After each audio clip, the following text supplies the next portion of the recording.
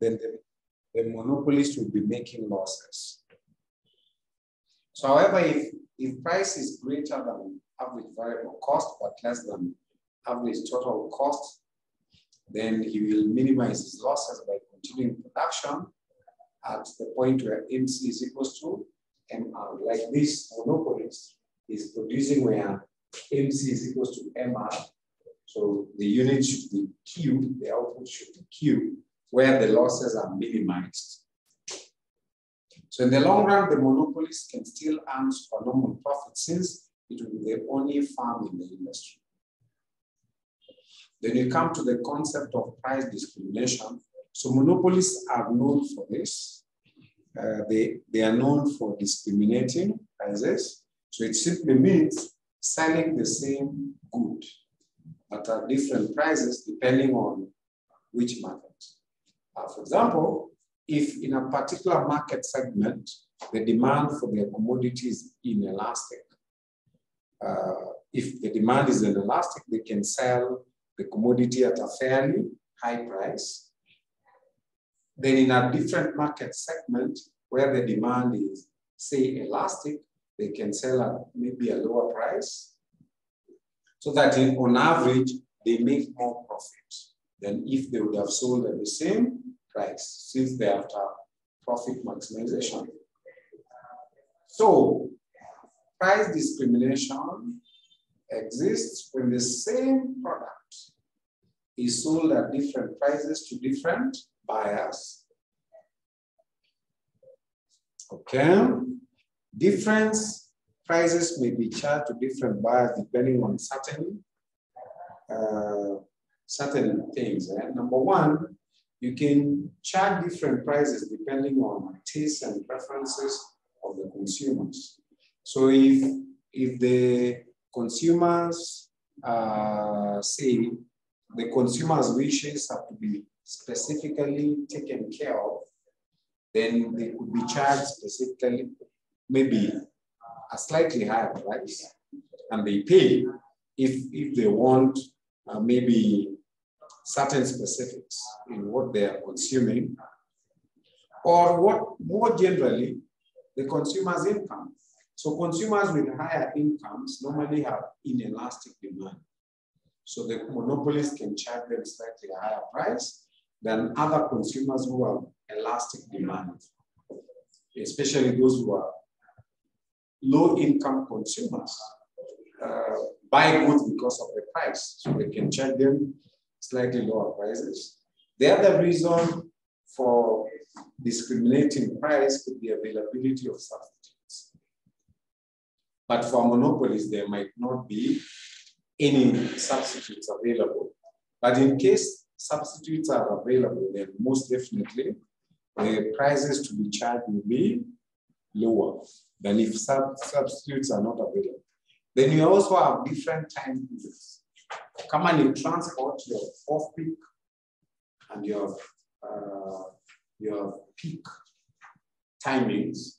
So if you are traveling when it is peak timings, especially during the day after everybody has woken up, you're likely to pay much more than a person who woke up very early.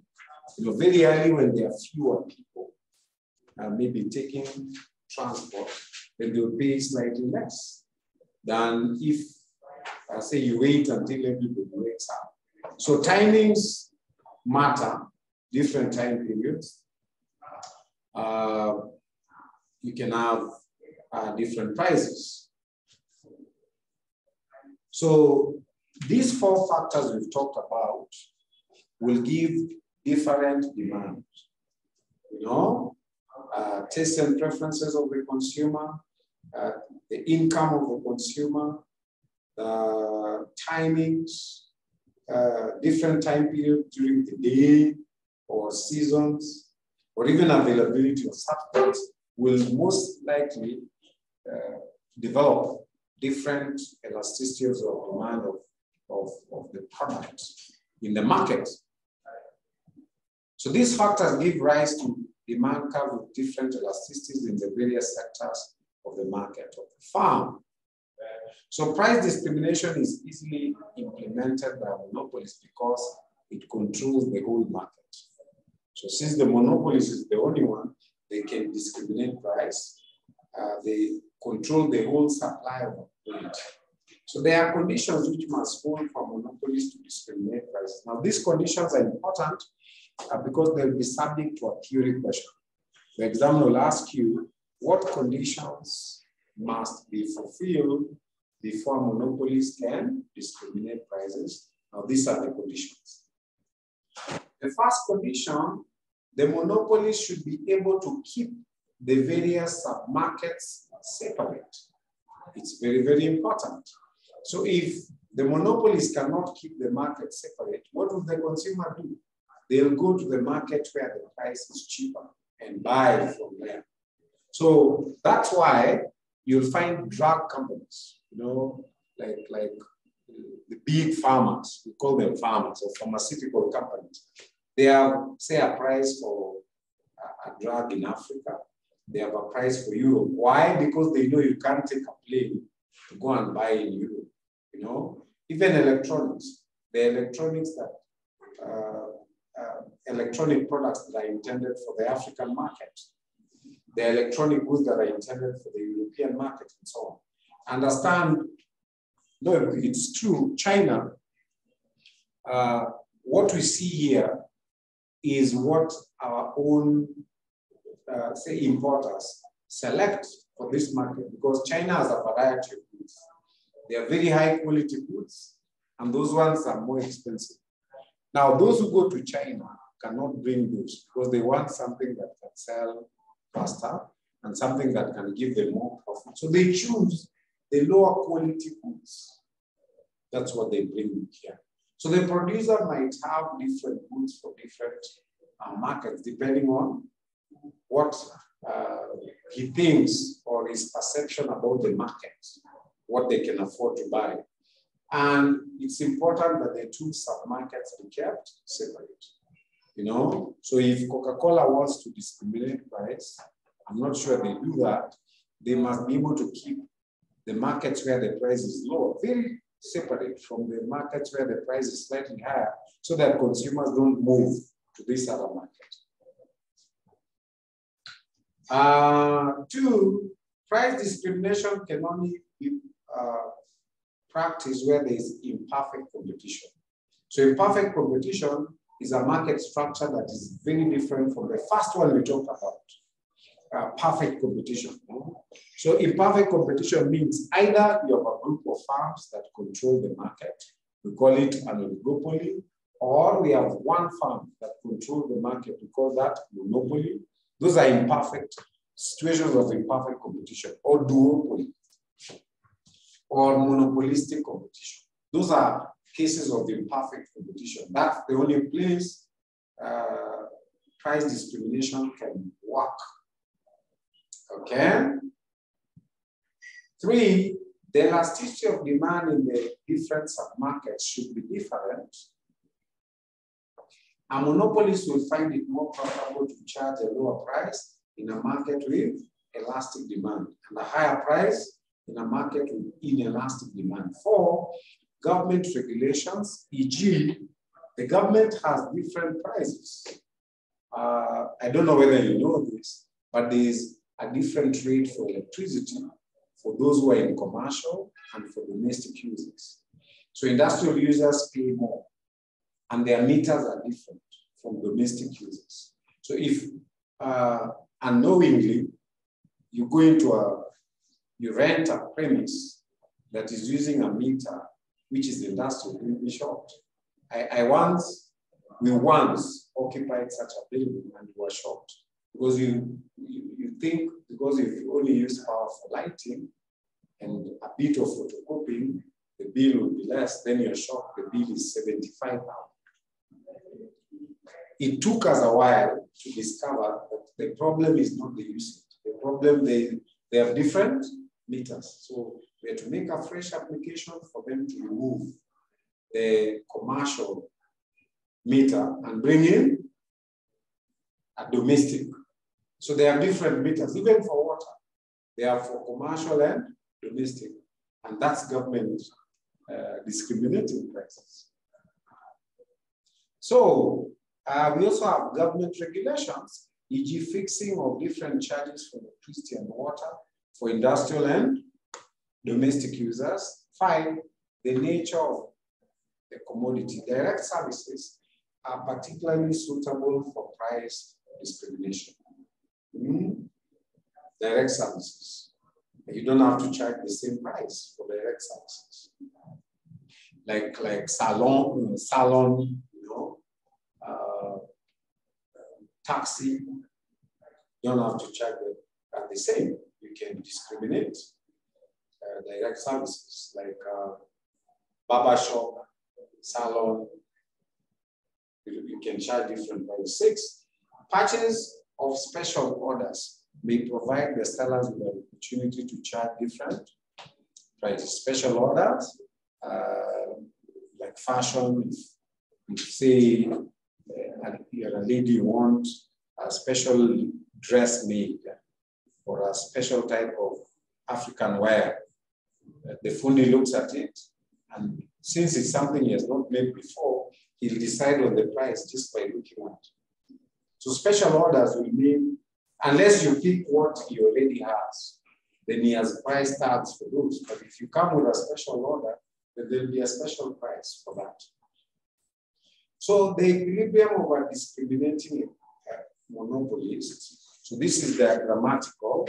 So a discriminating monopolist produces output at a point where MC is equals to MR. Even if he is discriminating, marginal cost must be equals to MR, marginal revenue, and sell the output in different submarkets that have different elasticities as illustrated below. So submarket 1, you can see C is the same. The marginal cost is the same for all the submarkets. But in submarket 1, he's charging a slightly higher price, P1. In submarket 2, he's charging a slightly lower price, P2. And then the aggregate is the market price, which is PM. So in the diagram above, submarket 1 and 2 have different elasticities of demand, while the combined market has both the elasticities. The monopolies will be in equilibrium when producing QM in the market, units of output, and selling those QM units. They'll sell Q1 in submarket 1 and Q2 in submarket 2 at different prices, price P1 and P2 respectively. The overall effect will be a higher revenue than selling the whole output at the same price. The reason for monopolies to apply price discrimination is to obtain an increase in its total revenue and total profit. By selling the quantity defined by the equation, MC is equals to MR at different prices, the monopolist realizes a higher total revenue and hence profits as compared to the revenue it received by charging a uniform price. So that's what we call monopoly.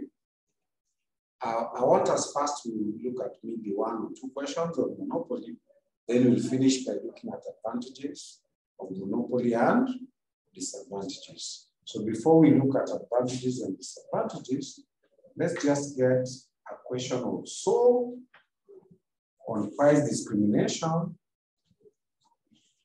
Then after that, we'll finish off by looking at advantages and disadvantages of monopoly.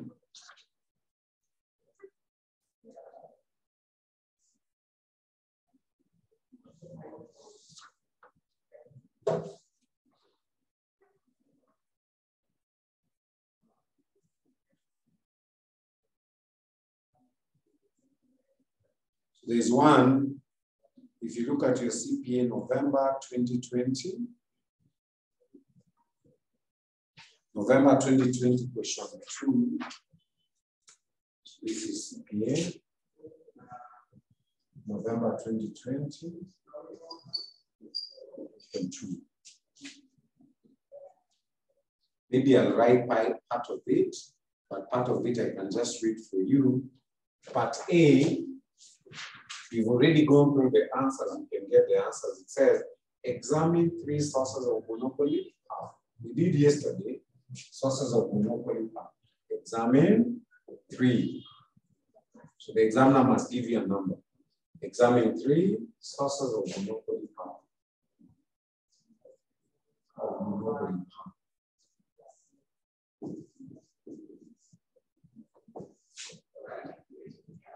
Three sources of monopoly power, and it's very generous. It's giving 6 marks for that.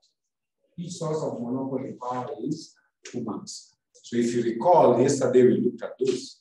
It could be the source of monopoly power could be legislation, statutory monopolies, an act of parliament. And you give examples like KPLC, Kenya Pipeline Corporation, or Kenya Ports Authority. You could have monopoly as a result of statutory power or an act of parliament.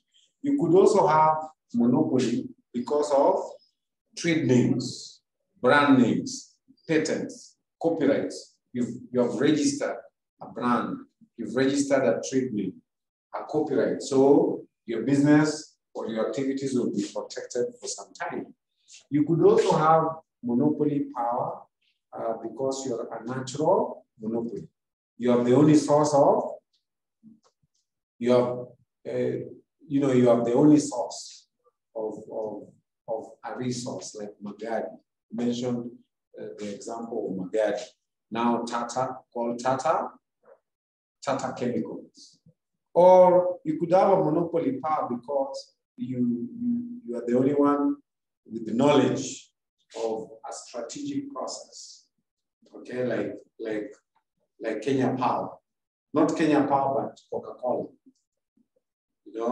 You own a strategic resource or a process of production, like Coca-Cola and so on. We looked at that yesterday. Then B says, with the aid of a well-labeled diagram, explain the equilibrium level of a firm operating under monopolistic market structure. We did that. Did we do long run? With the aid of a well-labeled diagram, explain the equilibrium level of a firm operating under monopolistic market structure in the long run. So in the long run, the firm will still be making profit. Need the same diagram as we did yesterday. For B,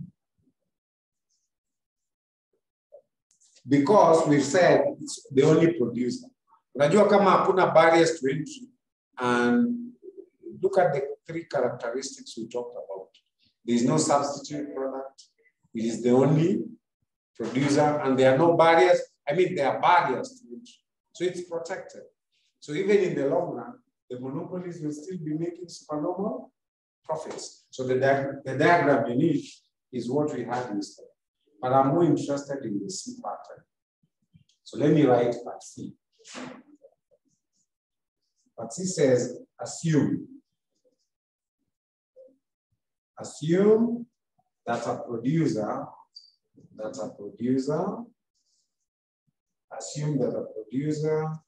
has the possibility.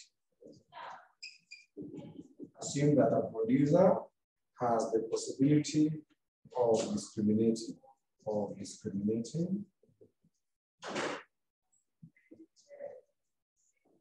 Assume that a producer has the possibility of discriminating between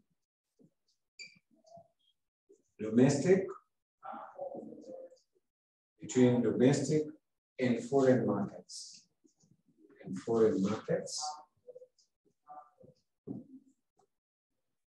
In foreign markets for products.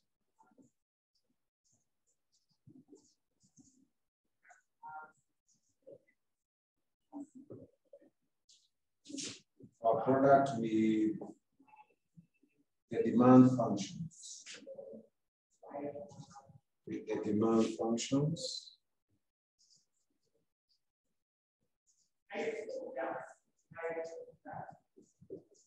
Given as follows.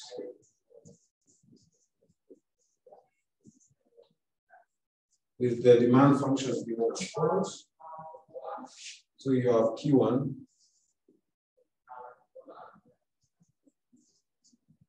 -16 -0.2 Q1.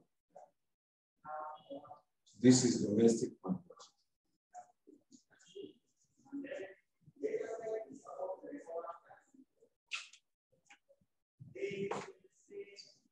Q2 is 90 minus 0.5. P2, this is foreign market.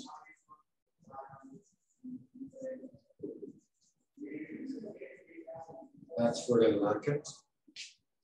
And total cost.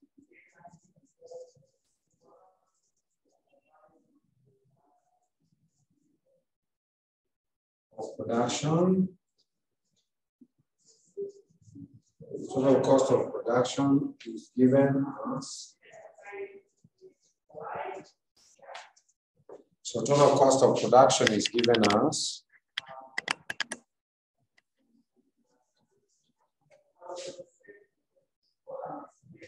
So TC is 50 plus 20Q. 50 plus 20Q, then required.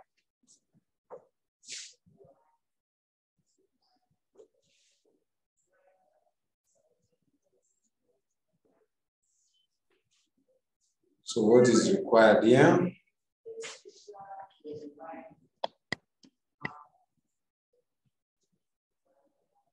Required, determine the level of output. Determine the level of output.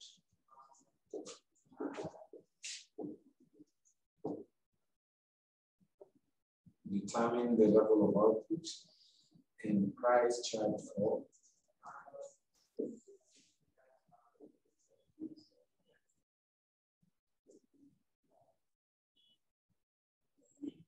Determine the level of output and price charged for one domestic market.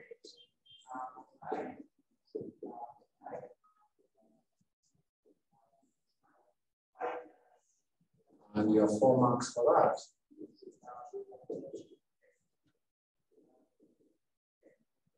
And 2 foreign markets.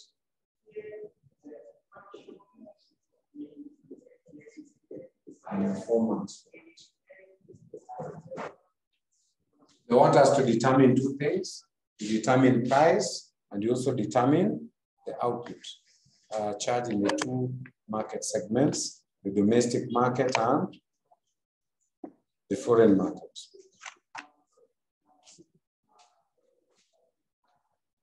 So let me start with domestic market.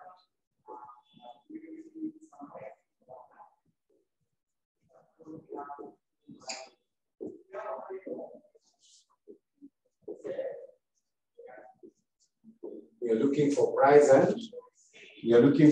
and output. So the demand function is given by demand function in the domestic market is Q1 16 minus 0.21. 0.2 P1. I want to make price the subject. So I'll switch it. I'll say 0.2 P1 is 16 minus Q. Let me go to Q1. Then I can get P1 as the subject price. I divide everything by 0.2. 16 divided by 0.2 must be 80.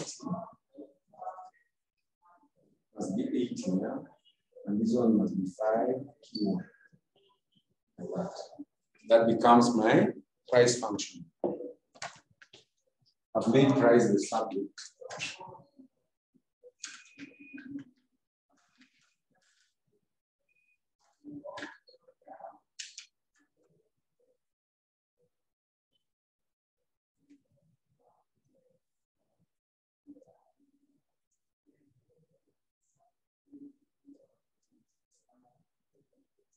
Okay, so that's my price. Then from price, you can get total revenue in the domestic market.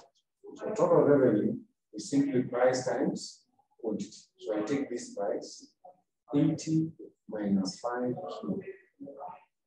I multiply by Q. I'll get 80Q minus 5Q squared. That's my total revenue function. So from the total revenue function, I can get the margin revenue. So margin revenue in market one, domestic market, is the derivative of this. So 1 times 80 is 80. This is 80, 1 times that, and this is minus 10Q. That's my margin revenue.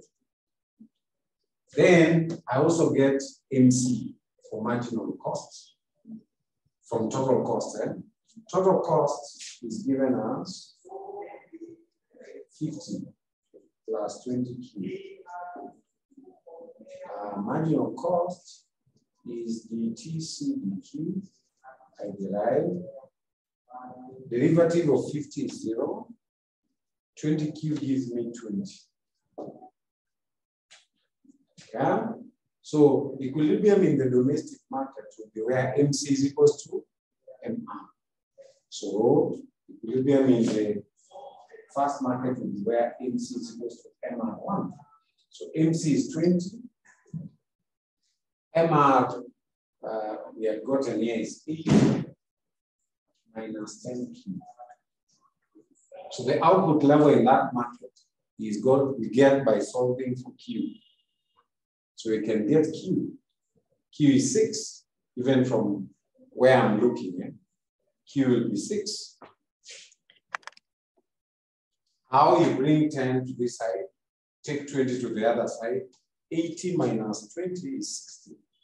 So 10Q will be 60. 1Q is 6.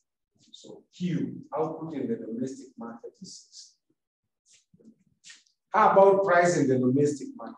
I will substitute in the first function we had prepared. We had made P the subnet here.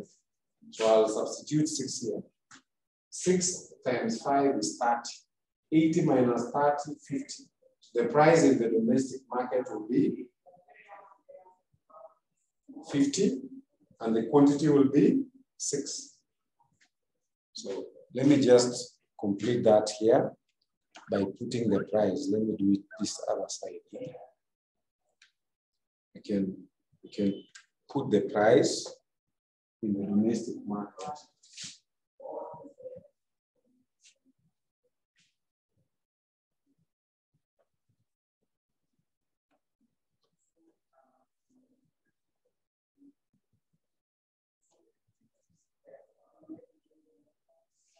Nimefuta, lakini mimi nina swali.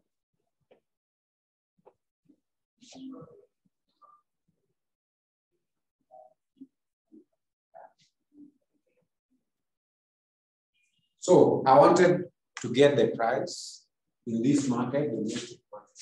To what tumesema earlier, P1 ndio hii hapa. P1 is 80 minus. So P1 is 80 minus 5Q. I already have Q. Q is 6.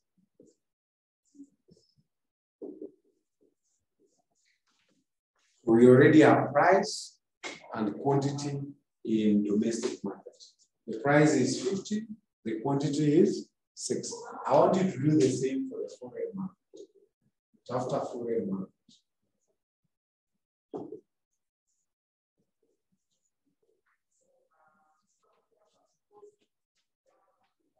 Look for price and quantity in the foreign market.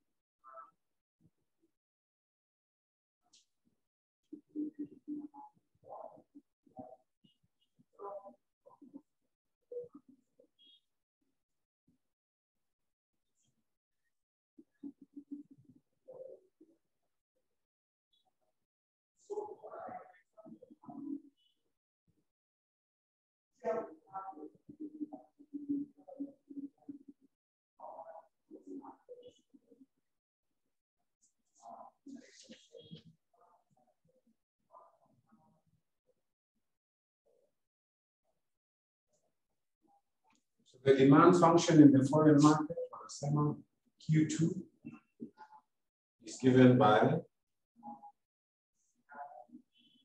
90 minus 0.5 P2.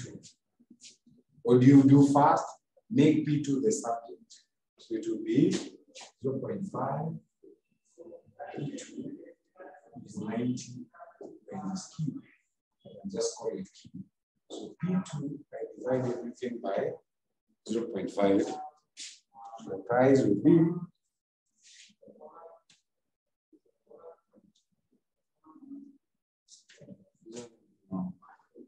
180. And this one will be 2.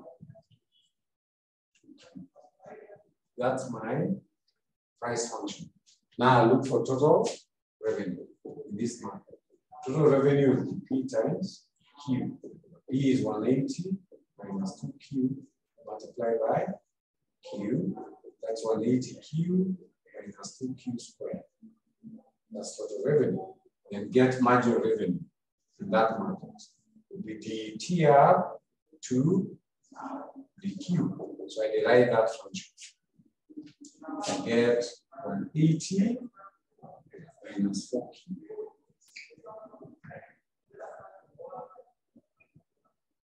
Marginal cost, you use the same one you had earlier because it's the same company, it's the same business. They only have 2 different markets. So marginal cost bado ni hii. Marginal cost is 20. Use the same marginal cost of 20. So you say at equilibrium, MC will be equal to M. So marginal cost is 20. Marginal revenue is this one, 180 minus 4Q. Then that will give me a chance to get Q for the foreign market. So my Q, so from here 4Q is 60. So Q is 15. So the output in the foreign market will be 15. How about the price in the foreign market? I substitute in this function to get price. So price, yes. 4Q because that one was 160. So that's 40. So this will be 40. Yes, it's true, 40. So P2 is 180 minus 2Q. So 180 minus 2, you put in brackets 40. So P2 will be 100 shillings. The quantity will be 40, the price will be 100 shillings. So that's how we make price. Well, that is what will be expected of us under price discrimination. So now we look at advantages of monopoly.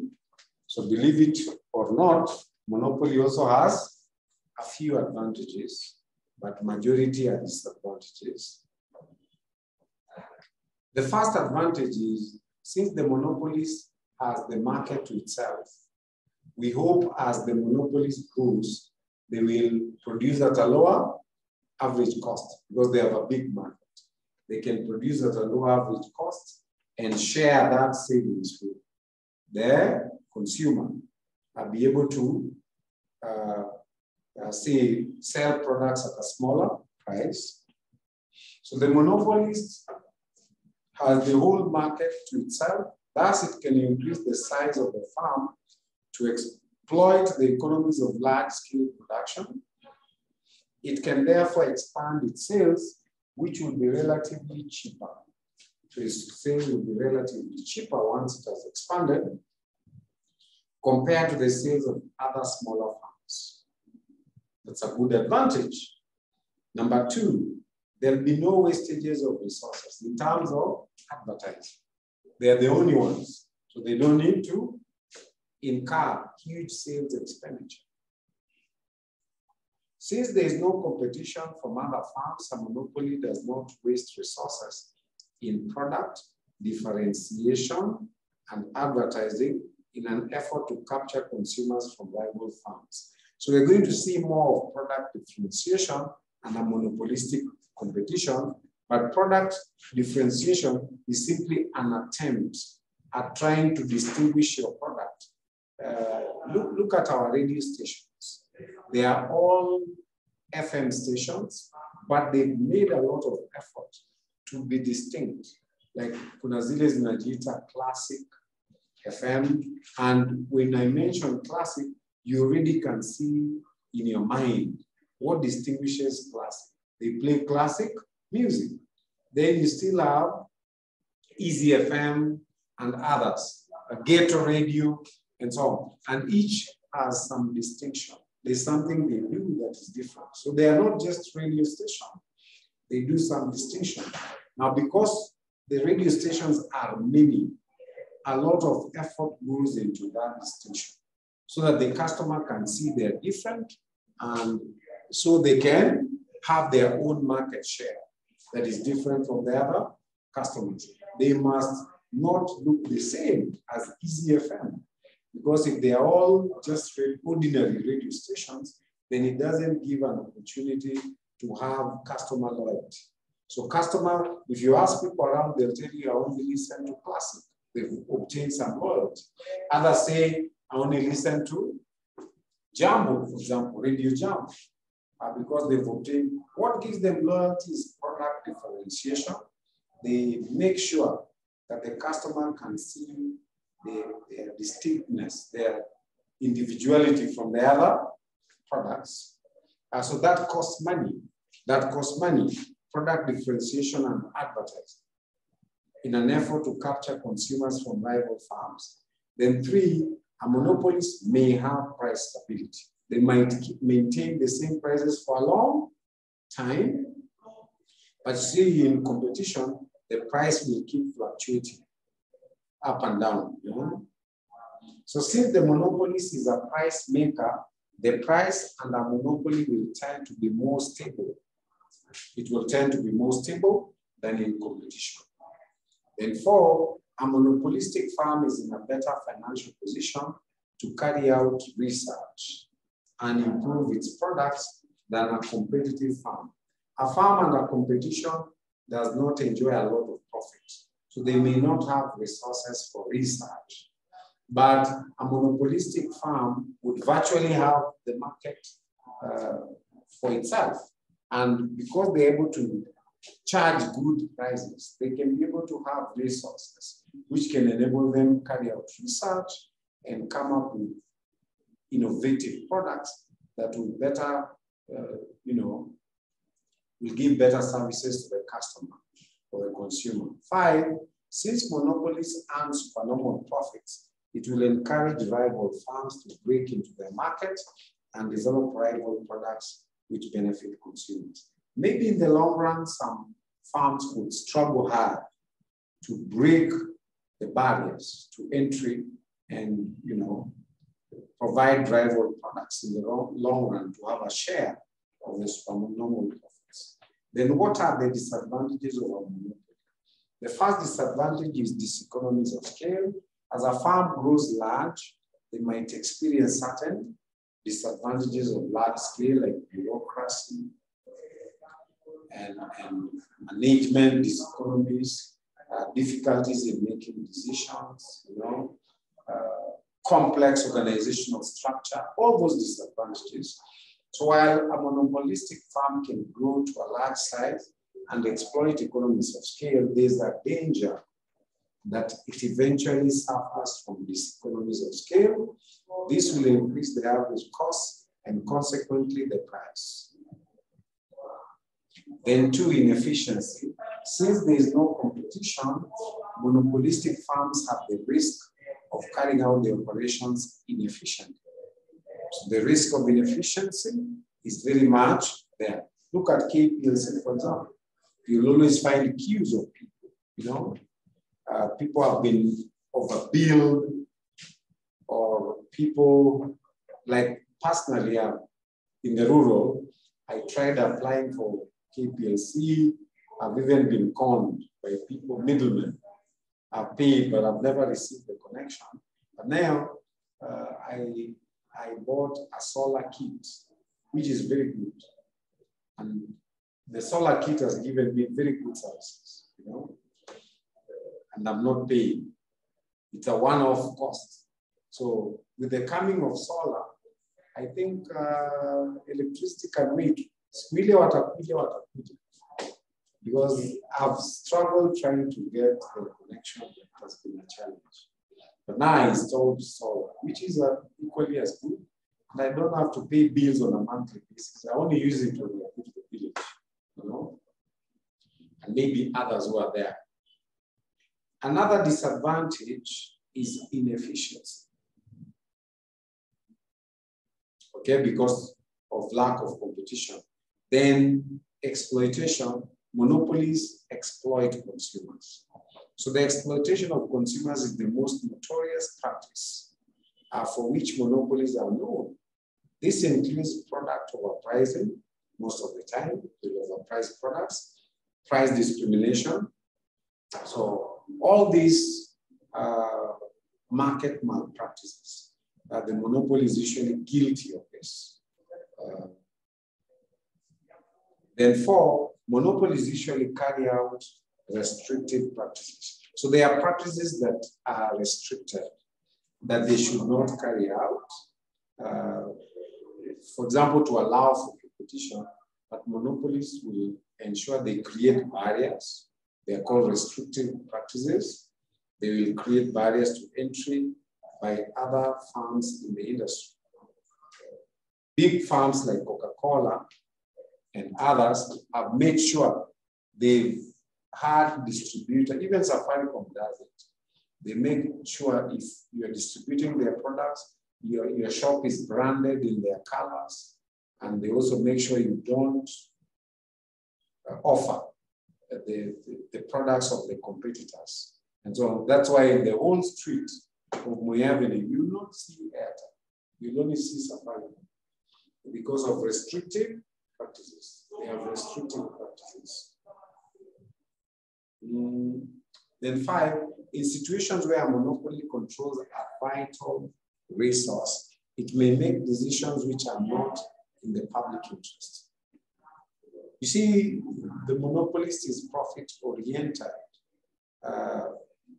Okay, Safaricom is not strictly a monopolist, but there are many decisions they make which are not in the public.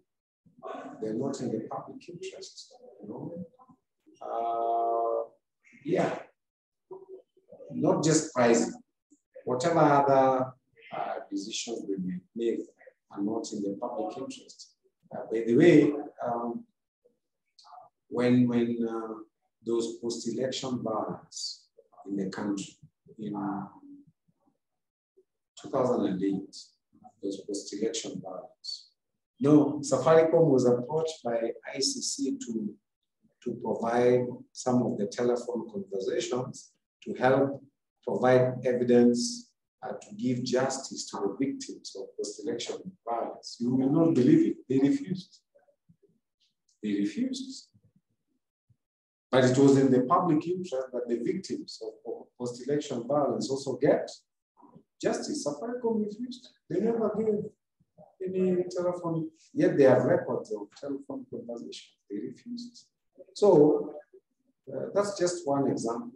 If you look at multinational companies globally, monopolies may make decisions that are not in the public interest. Go and read about inaitwaje kampuni? There's a big company called Monsanto. Monsanto has just been acquired by Bayer. Bayer is a German company.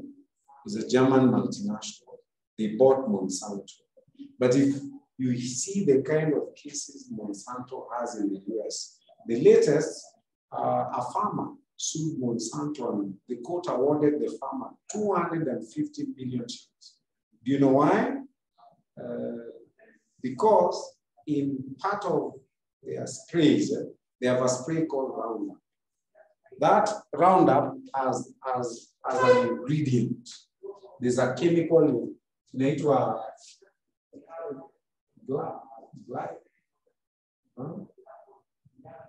glyphosate or something. I can't remember correctly. Glyphosate. Is it glyphosate? Something like that. This ingredient causes cancer. But Monsanto has been selling this to farmers all over in Australia, in Europe, and they've denied totally. They've been telling people Roundup is safe, you can even drink it. They tell.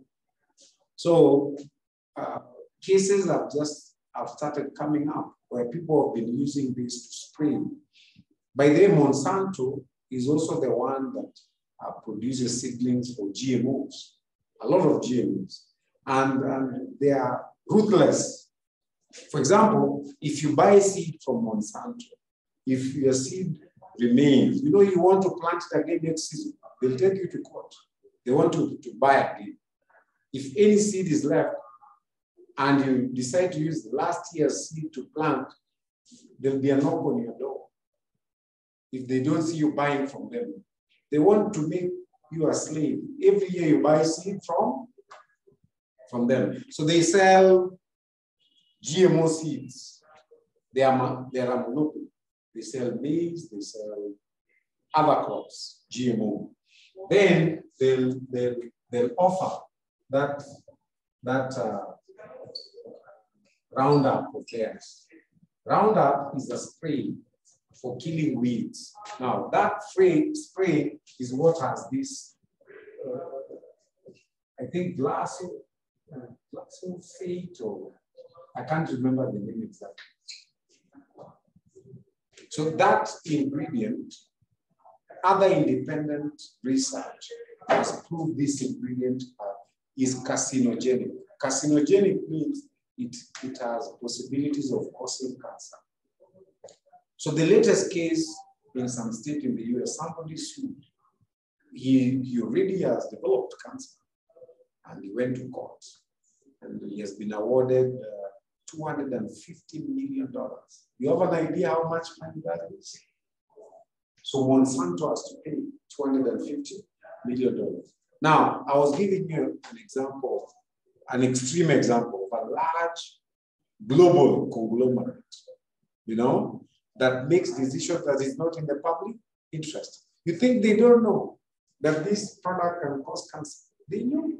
And they've always, actually, what the lawyer used to fight them in court is part of their own research, where they decided to sit on some research by their own people who wanted to produce reports that there's possibility that Roundup could cause cancer. But they decided that this matter cannot be, they cannot reveal it to the public. Why? Profits. Profits. So to them, profits is a bigger thing than people getting cancer. That's how cruel it can be.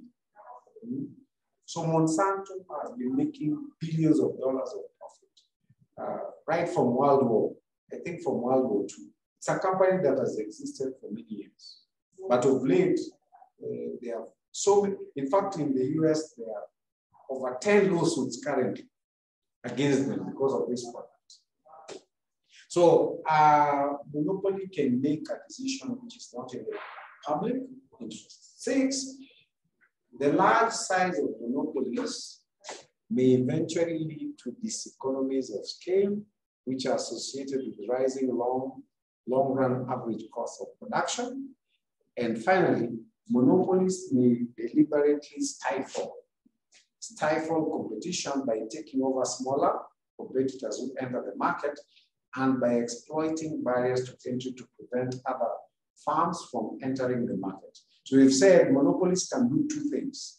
First of all, they'll stifle. To stifle means to reduce competition by simply buying off small.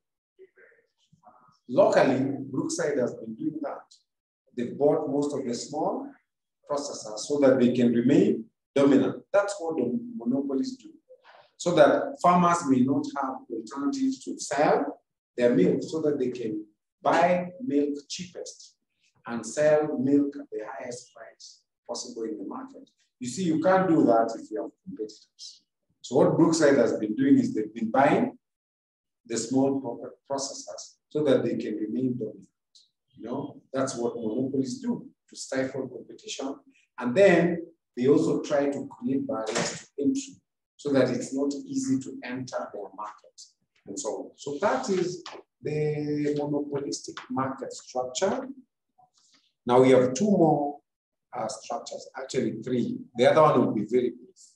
We have monopolistic competition and oligopoly, and finish this chapter. But first, monopolistic competition. You can see the name is a hybrid between monopoly and competition. So it's in between. So it has characteristics of both. First, competition in that there are many buyers and many sellers, just like in perfect competition. But then you call it monopolistic competition because those producers have spent a lot of money and have used product differentiation and advertising to distinguish themselves in the market to the point they've been able to create some little room called monopolistic competition. So each one has been able to create some distinction through packaging. Sometimes the distinction might not be real. The distinction might just be created in the mind of the consumer. It's called fanciful. The distinction could be fancy, something imagine. For example, if I tell you this is Mumia's sugar, it is sweeter, and this is Sony's sugar, is there a difference? Sugar is just sugar. So the distinction Mumia's was trying to create is just in the mind of the consumer. But believe me, Mumia's had loyal customers who would only buy Mumia's sugar because they believe that's a better quality than Sony sugar. But when you put it, in a cup of tea, is there any difference? But they would even cheat you. Sometimes advertising needs to have some morals and some ethics. They were saying their sugar is sweeter. Were they saying that? Yes. Just like if you go to, the petrol industry, the marketers will tell you the one for Shell is better. It has additives that cleanse the engine. So it's not the same as others. So they have loyal customers who cannot fail anywhere else. They'll go to Shell because they've convinced their customers that theirs cleans. Their petrol has additives that clean the engine. So that's what we are talking about. You're both suppliers of petrol, which basically should be the same product. But one comes up and has some distinction. It's called product differentiation. It says, no, we are not just ordinary super petrol. Ours is Shell. It has some additives that clean the engine. So those who are convinced cannot go to any other petrol station, including my madam. They must go to Shell because they believe what they've been told. So monopolistic competition, perfectly competitive, and monopolistic firms are extreme cases of product markets. Okay? The more realistic and common market structure is the monopolistic competitive market. So a monopolistic competitive market is based on similar assumptions as those of perfect competition, with only one exception. It is assumed that there's a large number of products. Remember, the perfect competition, there was product homogeneity. The product was the same in both technical and services associated with the technical characteristics and services were identical. They were identical, they were not distinct. But here, we are saying, look, here the products are not homogeneous. The products are not identical.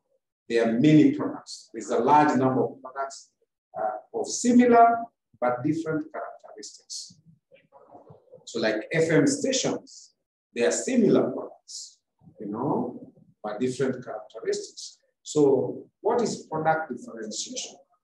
Product differentiation refers to the attempt by producers to distinguish their products from similar ones produced by their competitors.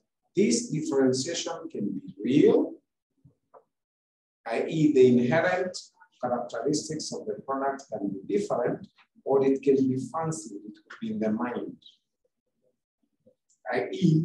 when the products are inherently the same, yet the consumers are persuaded of their apparent differences through packaging, design, and advertising, e.g. petrol sold by different firms, like Shell, like Total, you know, different firms. Eh?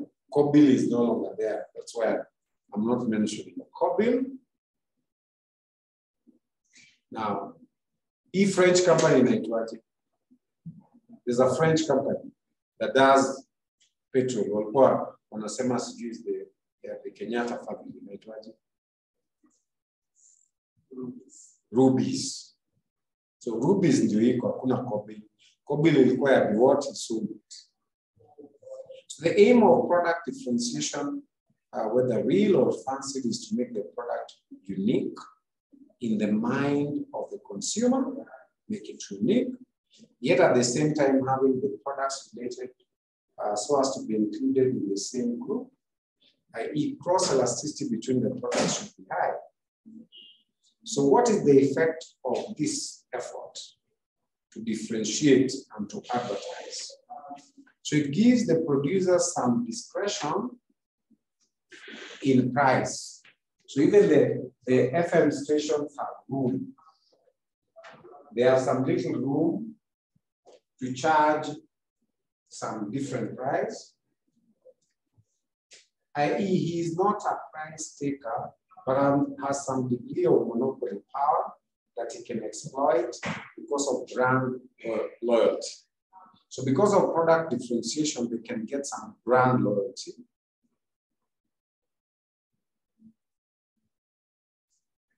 However, a monopolistic competitive firm faces stiff competition of close substitutes offered by other firms, hence the discretion of prices is kind of limited or restricted.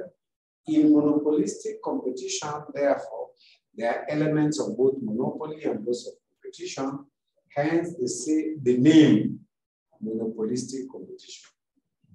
2, product differentiation provides a rationale for selling expenses, which are the main means of product differentiation, e.g. advertisements. So product differentiations give rise to a negatively sloping demand curve for the products of the individual firm, i.e. by increasing the price of its products, the firm may lose some, but not all of its customers to its competitors, and by reducing its price, it attracts customers from other firms. The demand curve, however, is price elastic. It's not steep the way, okay, it's similar. The revenue structure is similar to that of the monopoly, but he is not as steep, you know?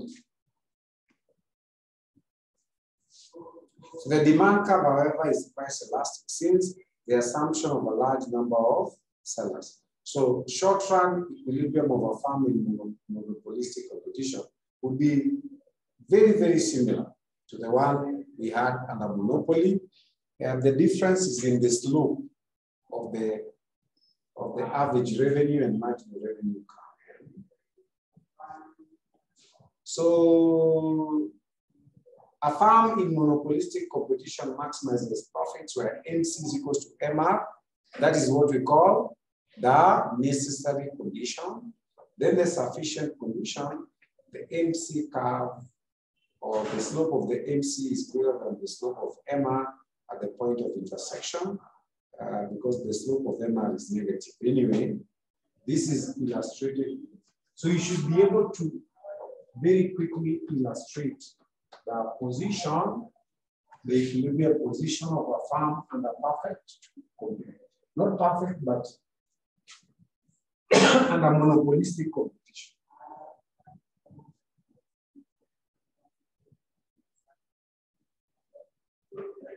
So the revenue structure will be very similar to that of monopoly.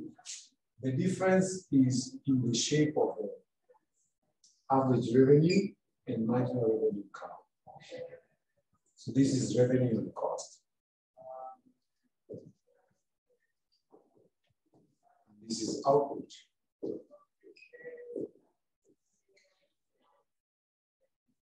The difference is here. Now, demand curve is not very steep. Even your average revenue of the demand curve, it will not be very steep. Sio steep kama ile ya monopoly because they are mini farms. And then you itakuwa marginal.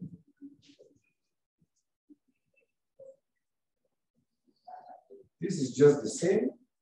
This is short run MC. Equilibrium is still where MC is equals to MR.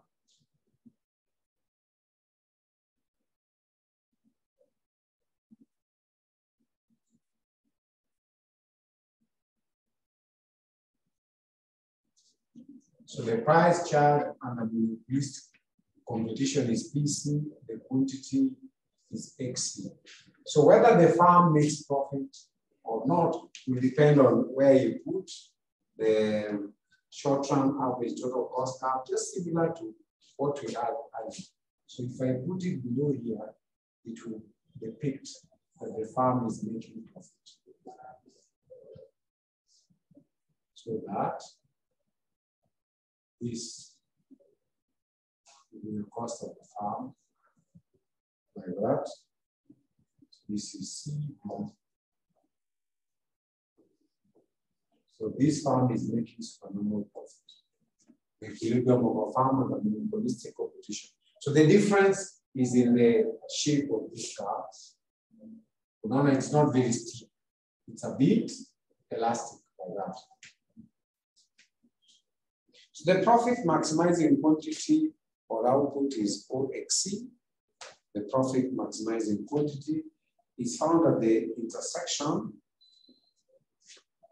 of MR and MC curves at point E. So this point here. Intersection of MR and MC. Their corresponding price is OPC and the average total costs is OA. Okay. Since revenue exceeds cost, the firm makes an abnormal profit represented by the shaded area, A, B, C, P, C. In the short run, a monopolistic competitive firm does not have to earn profit. It can also make a loss. A firm making a loss will continue production in the short run and minimize its losses when it covers at least its variable costs. We saw that on a perfect competition. It must cover at least its variable costs, i.e. this is when the price is greater than average variable cost at equilibrium. If price is less than average variable cost at equilibrium, a monopolistic competitive firm will, through advertising and sales promotion, attempt to regain profits. This will occur if such activities result in the upward shifting of the average revenue curve or demand curve. So in the long run, because under monopolistic competitive market, we've said there are already many producers. If they start by making supernormal profits, many more will enter because there are no barriers to entry. And in the long run, this profit will disappear. There'll be no more profits. So the long run equilibrium of a farm in monopolistic competition. So in the long run, the supernormal profits will induce entry by other farms as they introduce competing brands, and the existing farms will lose market share and sales, and the demand curve will shift downwards. This will continue until there are no more profits in the industry, as illustrated below. You can see the average revenue has come down until it has formed a tangent with the average total cost curve. It's touching the average total cost curve. So the farm can still continue producing where MC is equal to MR at point E. So it means the farm will be producing XC at the output level XC at the price PC, but the farm will no longer making supernormal profits, and that's the long run position. So that is what we call monopolistic competition. The last market structure I want to look at is called oligopoly.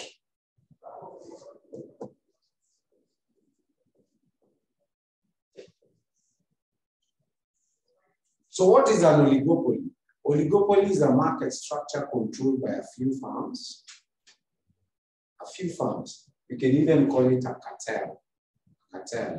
So these few farms have awareness about every action taken by the other farm.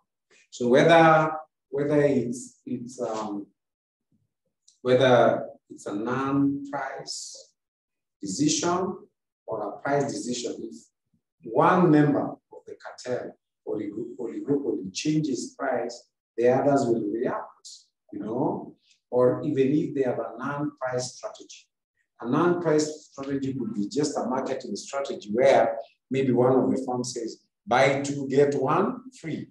That would be a non-price marketing strategy, but the others will still react to that. They'll say, this guy is selling two and giving one free because he wants to take away our market price. We also must make an offer to the market.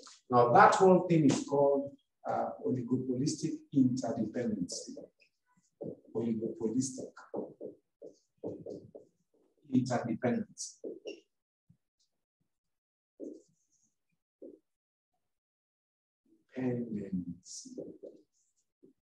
So there's awareness about what each member of oligopoly is doing. To the point, every move made or every price ordinance, pricing strategy would be matched by the other members of the cartel or the other members of the oligopoly. Now, because of that oligopolistic interdependency, we can construct or we can derive the market's, the demand curve of the oligopolistic market is called a kinked demand curve.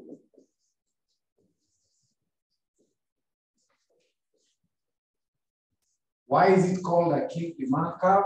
Because it has some corner, it has some kink, and that kinked demand curve is derived like this.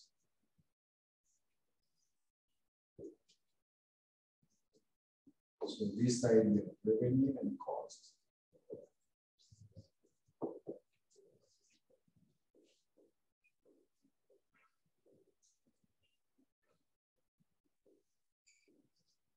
So the whole thing starts from a particular price, which all the members of the cartel are charging. They are all charging a price Q1 maybe, and the quantity at that price is Q. It starts from there. That the cartel has agreed on some price and some quantity like that. So one member of this cartel will be thinking, suppose I reduce my price below this, what will happen? And it thinks, if I reduce price below P1, The others would react by reducing so that I don't get their market share.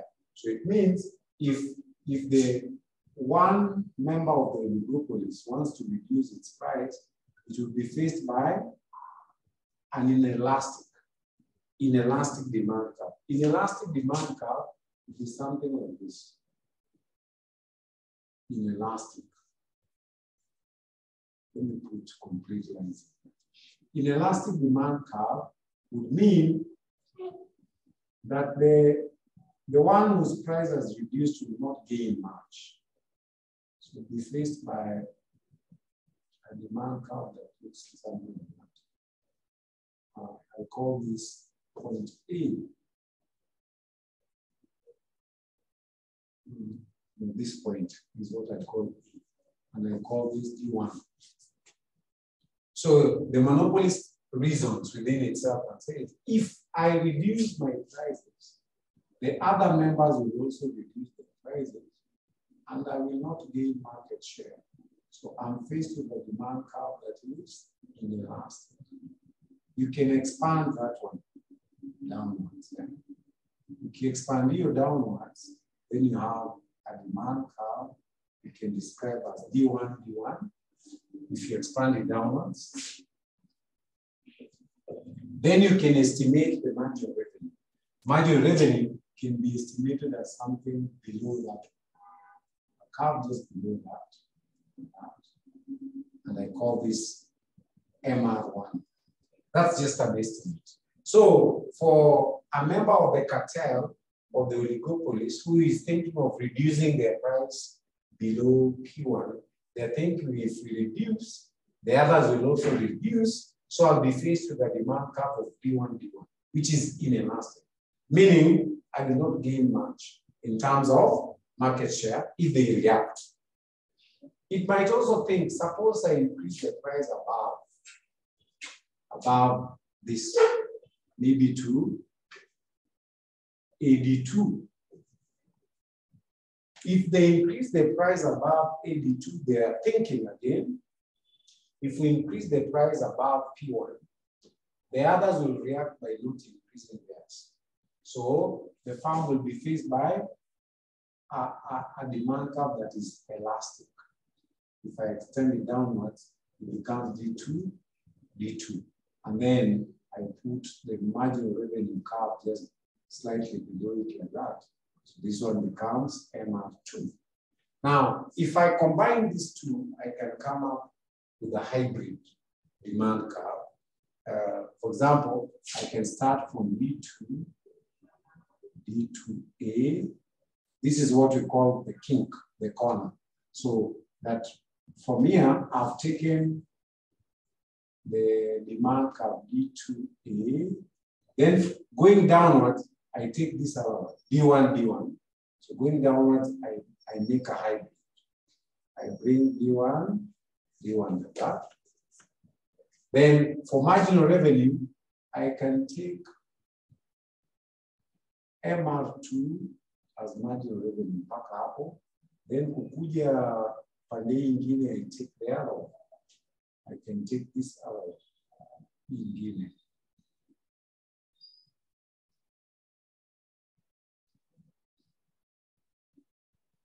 Ingine ya MR1 like that. So niki display hapa, it will be something like that.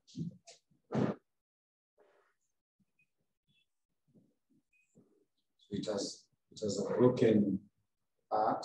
So this is the kink. This is D2. The hybrid, that's where the kink is. That is the line.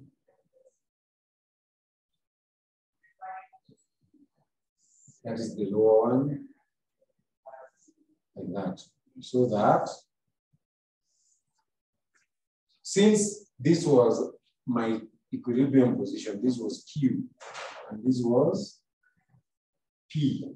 So I cannot have an equilibrium price unless marginal cost comes through. So since the line is broken, I'll have marginal cost in this area. So this shape, this corner is what we call a kink. So it's called the kink demand curve. Okay, this side is T1. It's broken here. This point could be, we could call this C, we could call this B, and maybe probably call this E. It's broken. So that tells you that explains the reason why prices are stable and are monopolists. It's because the marginal revenue is broken, marginal revenue curve. So as long as marginal cost is still within this range, they don't have to increase price. This price can still remain. They can still charge P1, and the quantity can still be Q1. As long as the cost is within this range. It's only when it exceeds that range, then they have to increase price. It explains why the prices are stable under oligopolist market structure. So what's an oligopoly? An oligopoly refers to a market structure dominated by a few large firms. These few firms account for the whole output of the whole output of the industry is accounted for by the output of these large firms. In this market structure, the number of firms is small enough for each seller to take account of the actions of the other sellers in the market. E.g., if it changes its price or non-price strategies, its rivals will react.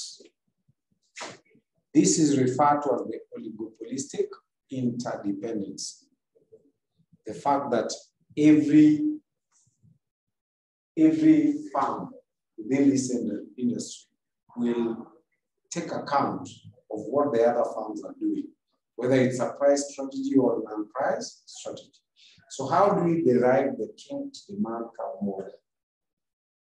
So to explain this model, consider a single firm operating in an oligopolistic market. This position is illustrated in the diagram below. So you start from price P1 and Q1, and that corner is called A. Suppose the oligopolist is selling a quantity of OQ1. That's where you start from, OQ1. Suppose he's selling that at the price of OQ1. Based on past experience, the oligopolist might believe that if it lowered its price below P1, its rivals will also reduce their prices in order to maintain their market share. Thus, for prices below OQ1, the oligopolist believes that it is effectively facing a relatively inelastic demand curve indicated by AD1. Thus, the line D1, you can extend it downwards to be a straight line. So it was AD1, then you extend it by a broken down line downwards. Thus, the line D1. D1 is the demand curve facing the oligopolist when its rivals match. The price changes, and MR1, just you estimate just below it, is the associated marginal revenue curve. The oligopolist also believes that when it increases prices, its rivals will keep their prices constant to increase their market share. Thus, the oligopolist will effectively be facing an elastic demand curve shown by the segment AD2 above the price of OP1. Thus, the line D2 is the demand curve facing the oligopolist if its rivals do not match its price changes. So they increase their price and the rivals refuse to increase theirs. MR2, slightly below D2 is the associated marginal revenue curve. The kink demand curve faced by the oligopolist is reproduced below. So it's a hybrid. You take D2A, D1, a mix of D2 and D1. So D2 from the upper part, then the lower part, You take half of D1, D1, and you have the corner at point A. That's where the kink is. That's why it's called the kink demand curve. So it's reproduced there. The demand curve the oligopoly thinks it is facing is reproduced in the diagram above as D2A, D1. Since it has a kink at point A, it is called the oligopoly's kink demand curve. The effective margin of revenue curve is given as BC DE. With a discontinuity at point C, since the firm's profit maximizing price and output are OP1 and OQ1 respectively, it must be true that the MC curve will cut the MR curve somewhere in this area of discontinuity.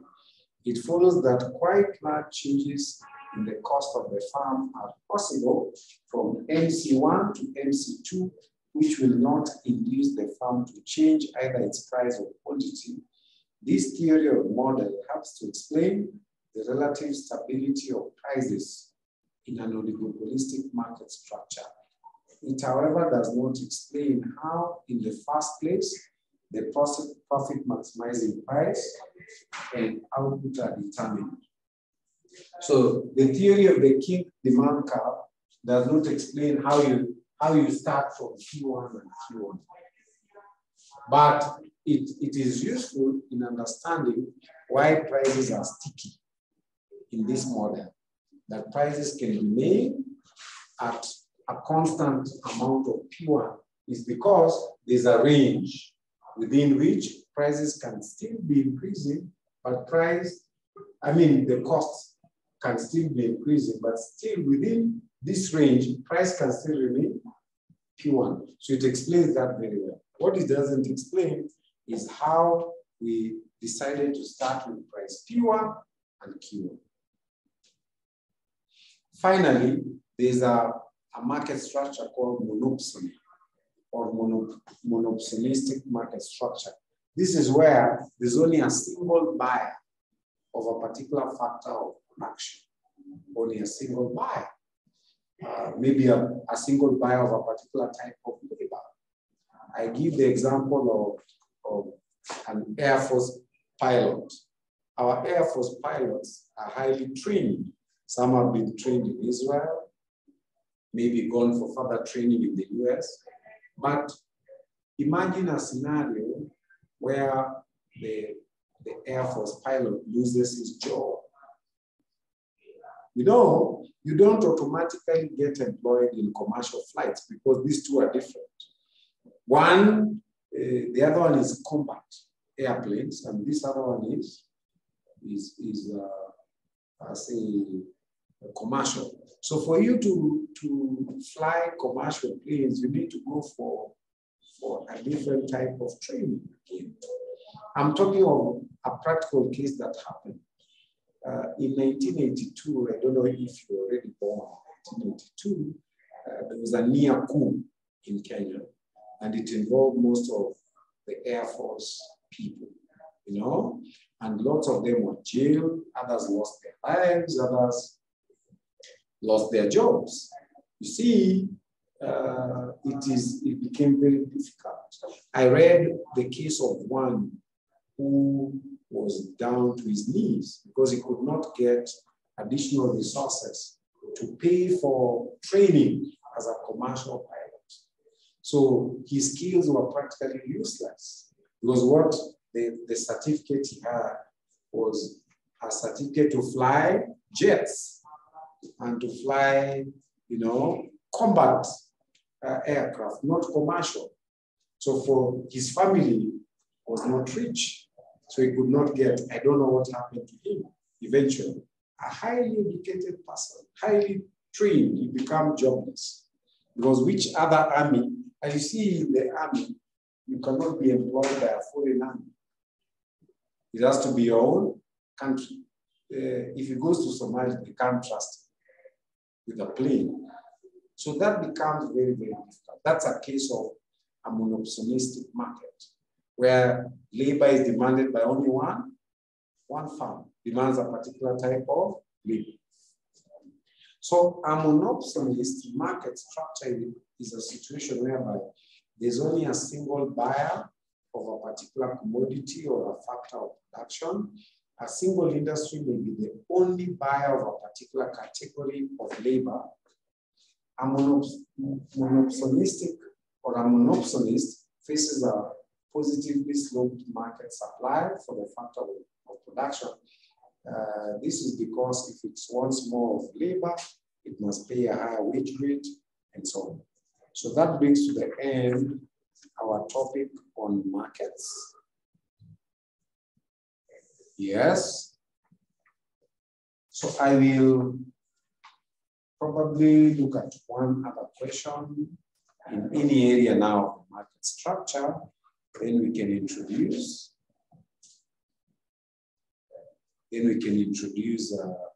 The next chapter, chapter 9, which is the last in micro, rewards to factors of production. Look at last sitting, August 2021. This is CP, August 2021, question 5.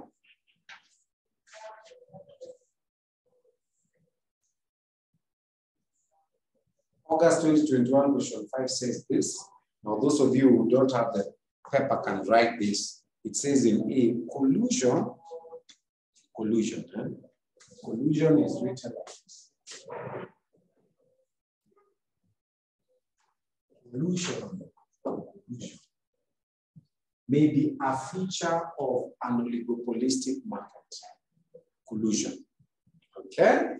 May be a feature of an oligopolistic market. Collusion may be a feature of an oligopolistic market. With reference to the above statement, explain the term collusion for 2 months. What do you think collusion means? What do you think collusion means? It's August, just last year. August 2021, question 5A.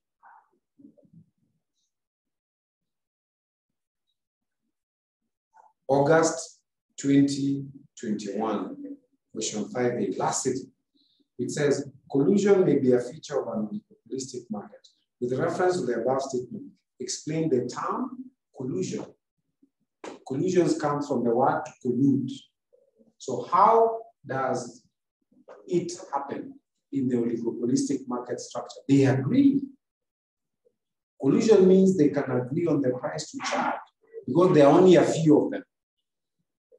Okay, they agree on the price and even the quantity. A good example is OPEC. I'm sure you've heard of OPEC. OPEC is called Organization of Petroleum Exporter or Exporting Countries. It's in the Middle East. Organization of Petroleum Exporting Countries. They collude. They have meetings and they agree on the specific quantities to produce and what each member of the commodity of the OPEC countries will produce so that they don't water down the price. 3 weeks ago, they did that. They had a meeting and they agreed to scale down their production of oil so that the price doesn't go down. They didn't want the supply to be too much. So they control the supply, OPEC. So what is collusion? Collusion is simply an agreement between the oligopolies or between the members of an oligopoly to charge certain prices. They also agree on quantities and on what quantities to produce so that they can maintain their prices, their profits and market share. They agree. That is what we call collusion. Then B says collusive practices may be undermined by price wars. So collusive practices may be undermined by price wars.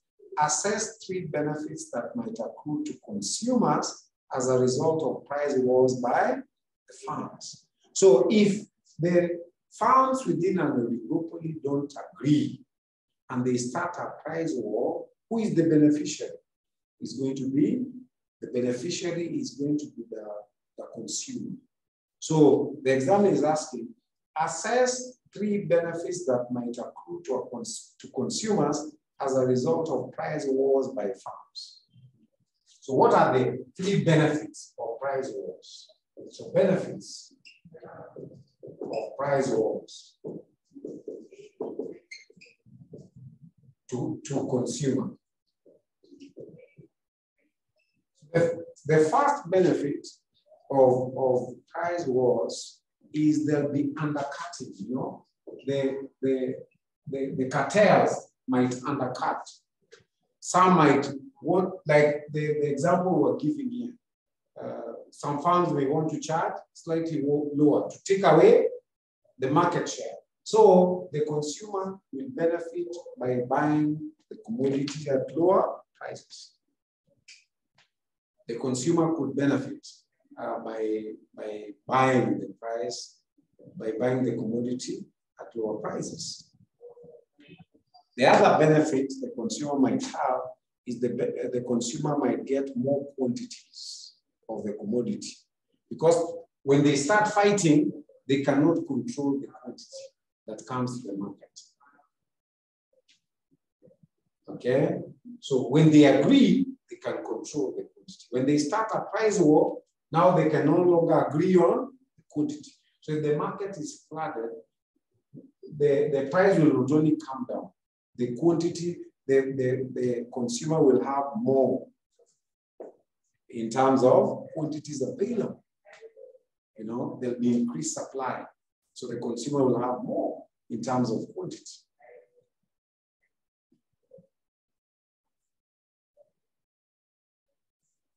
What else? The consumer could have a free choice on which goods they want to buy, because from the members of the different cartels.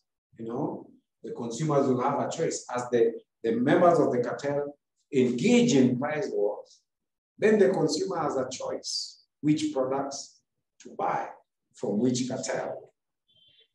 So price wars would be good for the consumer if the cartels start fighting. Then the consumer will also have a choice of alternative products to choose from.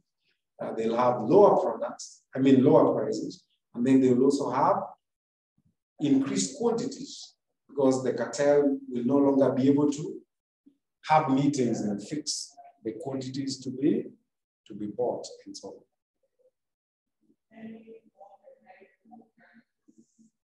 That was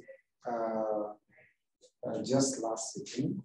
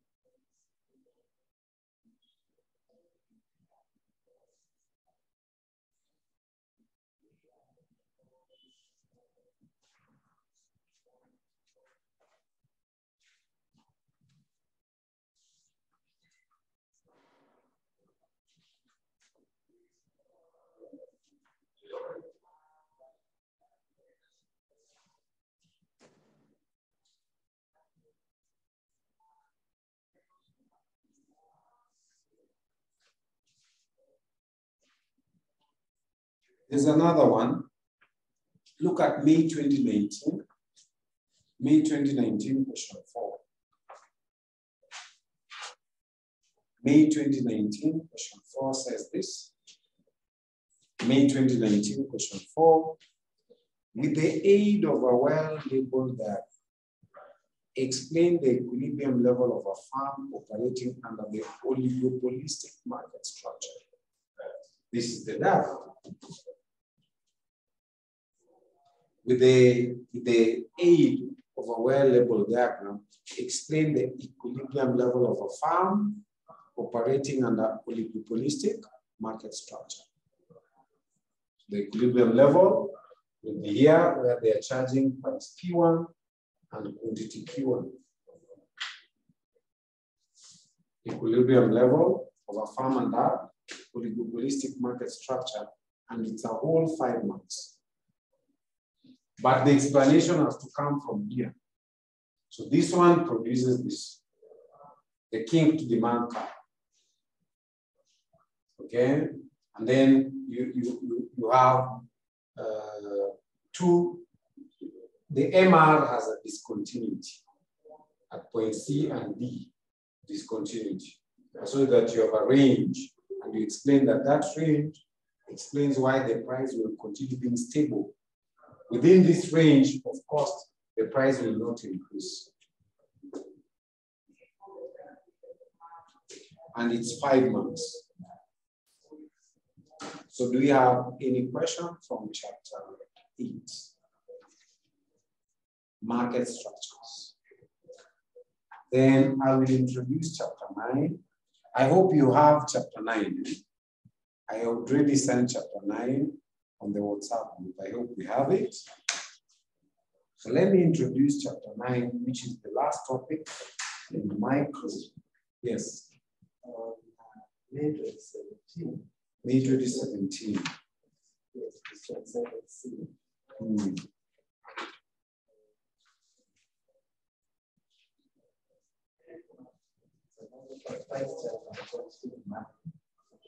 May 2017, question 7. Oh. May 2017.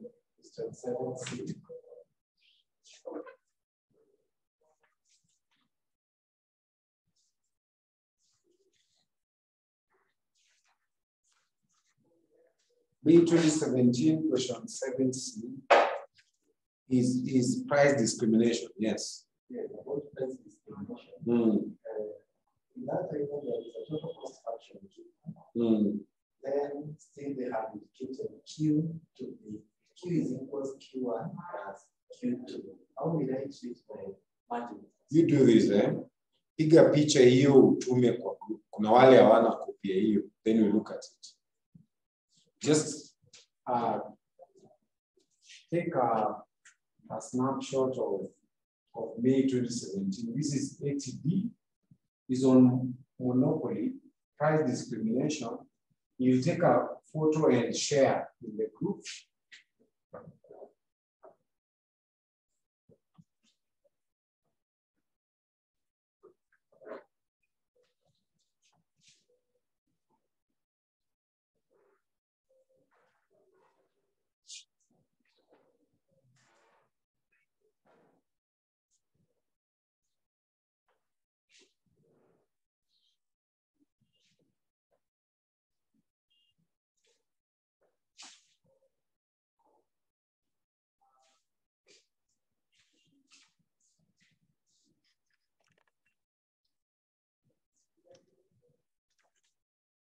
The question is ATP.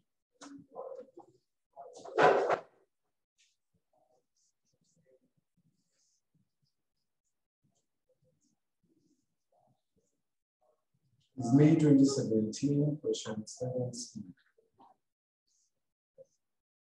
But it's on price discrimination and a monopoly. This is what the question says. A producer of music videos is able to sell the music videos to individual consumers and to television stations. Now the producer is able to separate the two types of consumers and sell them the same product but at different prices. So he'll sell to TV stations, and also he'll sell to individual consumers but at different prices. The following are the demand curves for the two markets. So for TV stations is Q1 is equals to 420 minus 2P1. For individual consumers is Q2, 1020 minus 4P2. The total cost function is given as C is equals to 2000 plus 20Q. Q is equals to Q1 plus Q2, where Q1 is code demanded by television stations. Q2 is code demanded by individual consumers.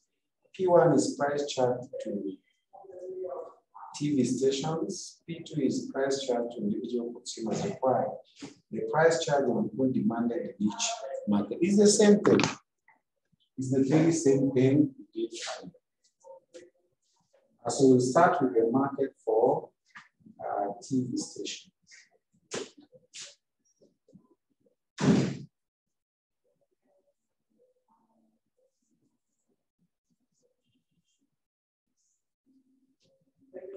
And you see me doing the same thing.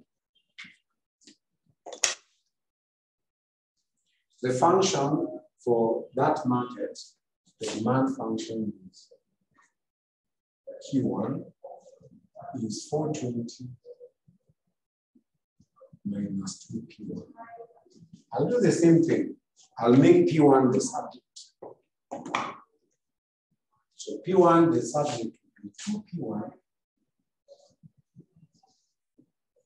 is 420 minus Q1. And I divide everything by 2. So P1, I just forget about Q1. I'll just call it Q is 420 divided by 2 is 210 minus this one is 0.5 Q. I just can call it Q. So this is my price function. Then what do? Get total revenue in submarket 1. Total revenue will be P1 times Q. P1 is 210 minus 0.5 Q. Multiply that by Q, and you get 210 Q, 0.5 Q squared. That's total revenue. So I can get marginal revenue in that market. That would be TR1 with Q. The derivative of this is 210 minus 2 times 0.5 is 1 minus Q.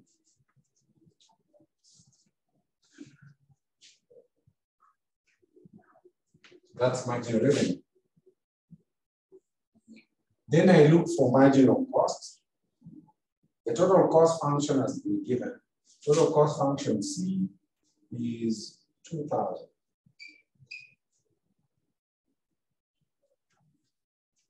Plus 20Q. So marginal cost is the PC, the Q. This one becomes 0. This one becomes 20. So marginal cost is 20. So at equilibrium,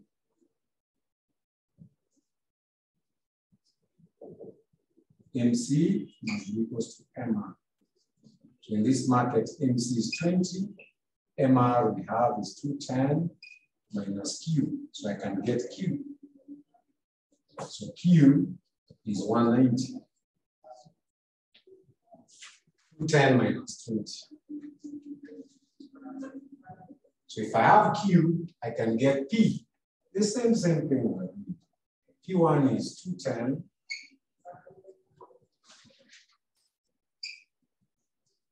minus 0.5. Instead of Q, I'll put 190. So that can be solved.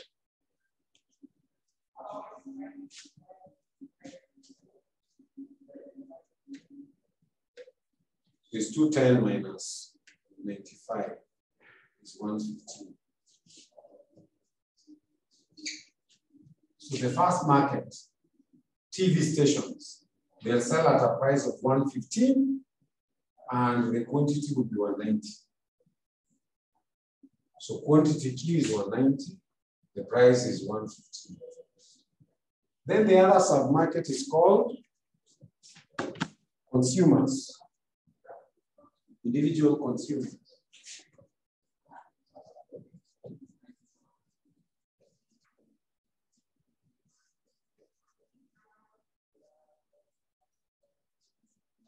The demand function for individual consumers, Q2. Q2 is 1020 minus 4P2. I'll do the same thing. Make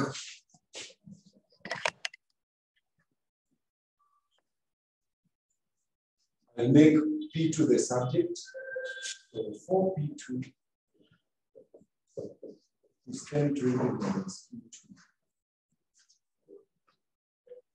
And I divide everything by 4. So my price is 1020 divided by 4. It's 255 minus 0.25.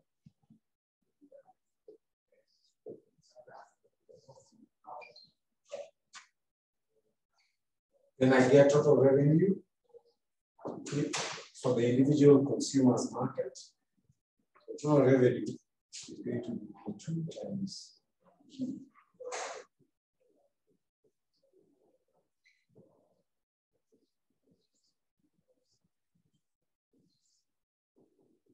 $255Q minus 0.25Q squared.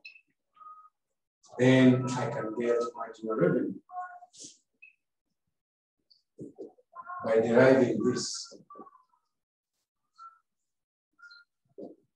This one becomes 255. This one becomes 0.5 Q minus 0.25 times 2 must be 0.5. Then at equilibrium,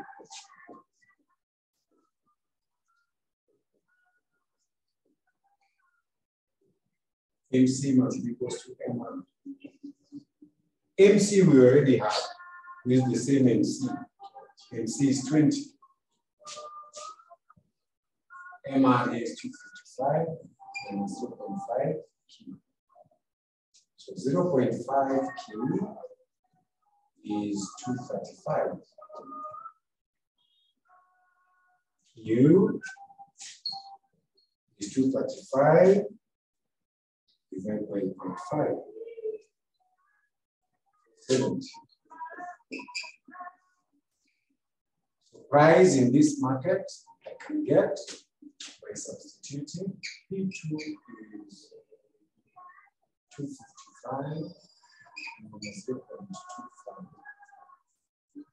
Q2.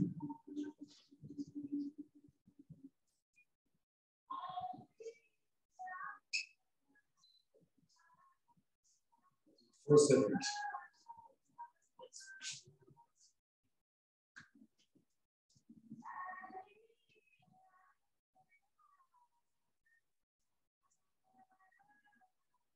So get 137.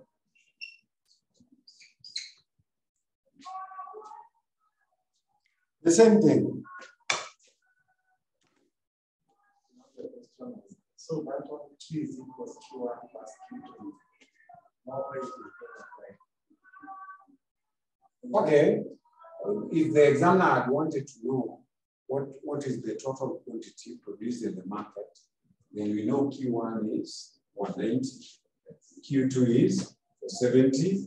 If we add, we get the total they're going to produce in the market.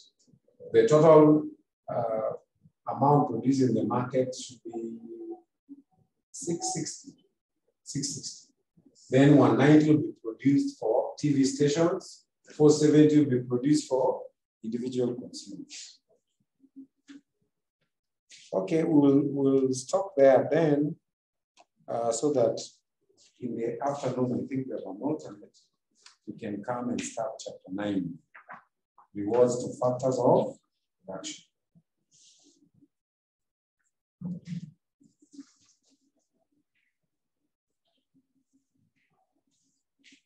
Kuja tuanze chapter 9, so let's take a break.